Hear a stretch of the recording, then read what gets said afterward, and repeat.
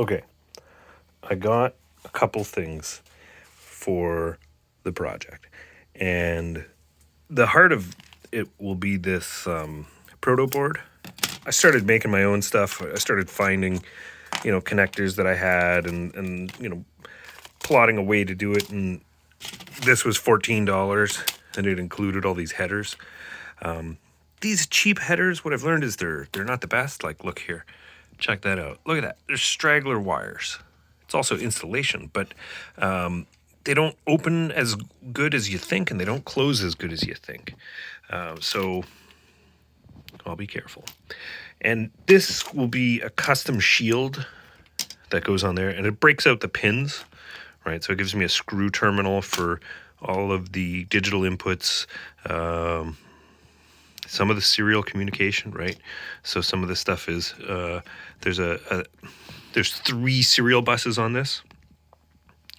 And then on top of that will be my MIDI hat. So one of the serial buses goes to here, right? So serial bus 1, 2, 3 will go to, or 2 will go to the RFID. And then I can't remember what the third one. Oh, the third one is this guy. So this is some negative feedback. And what this is it's a gyroscope. So it gives me tilt of position. What am I going to do with that? Well, it's going to go on the bottom here. So I'll know the angle of rotation of the shoulders. And I think in order to do that, I also need one in here. And to actually know the angle of the shoulders, I need to know gyroscope, delta. So the delta between those two inputs. So I got to figure out how to make, I bought 4. So I've got how to make 3 of those work. And those will obviously break out into RJ45 connector. So I have control over that as well. The motor driver here, the other thing I got for negative feedback are these little tiny, they're limit switches. And what I'm going to do is I'm going to wire them up in series with the enable pins. So this is, left or up, down of the motor. And what I'm going to do is I'm going to put these in series. So what this allows me to do is actually have a, physical limit. So it's like, it can only go down. And then if this one goes, then it can only go up. So it's kind of a mechanical, electromechanical stop switch. So it disables the enable, I guess, is kind of the purpose of the switch. So I'm going to do that. I found the other motor drivers. So I've got 1, 2, 3, 4 for that.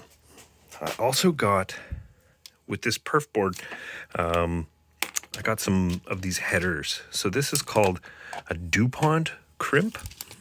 So this is, so there's males, pins and sockets. They're not males and females. It's a plug. So for example, this thing here is going to go onto my little antenna receiver module. Hard to do with one hand. But that'll plug in there, and that'll give me a breakout to whatever I desire. First things first, limit switches. How to do a limit switch here. Build this board, wire this up. And then when I get into it, I've learned, okay, so this is it's called S-Bus that comes off of this thing. And S-Bus is a digital protocol that allows me to take all of the information, bring it into the shield, into the flight controller, so to speak. And the controller will be able to parse that S-Bus from the remote control. So I'll have the MIDI to be able to do simple tests. This will be, so this is phase 1, phase 2, and then I'll have to figure out how to phase those in. But it's good to have this planning kind of done up front. Like, knowing that I need this is going to be vital. The other thing I've thought about is like a proximity sensor. Because if this thing goes at a pretty big clip, like it's 200 pounds, well, it will be, maybe more even. So just thinking about how to best do that. Again, still lots to think about.